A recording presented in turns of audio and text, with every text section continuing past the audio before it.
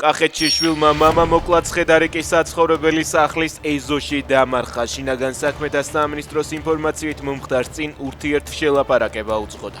კაცმა მამას სასიკვდილო დაზიანებები ბლაგვის საგნით მიაყენა. ბრალდებული დაკავებულია, მას 20 წლამდე ან უვადო პატიმრობა ემუქრება. თბილისში მშენებარე სასტუმროდან მუშა გადმოვარდა, 40 წლამდე კაცი ადგილზე დაიღუპა.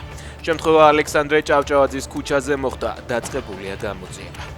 დიდიღობში ავტობუსს დაეჯახა მანქანა, რომლის მძღოლით სავარაუდოდ ნასვა მდგომარეობაში იყო. ამის შესახებ მთავარს თვითმხილველები უყვებიან. შინაგან საქმეთა სამინისტროს ცნობით მსუბუქად დაშავდა ავტომობილის მგზავრი, რომელსაც სამედიცინო დახმარება ადგილზე გაეწია.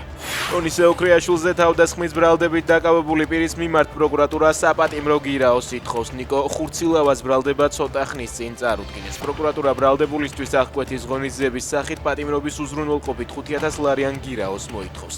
როდის გაიმართება პროცესი, ჯერჯერობით უცნობია.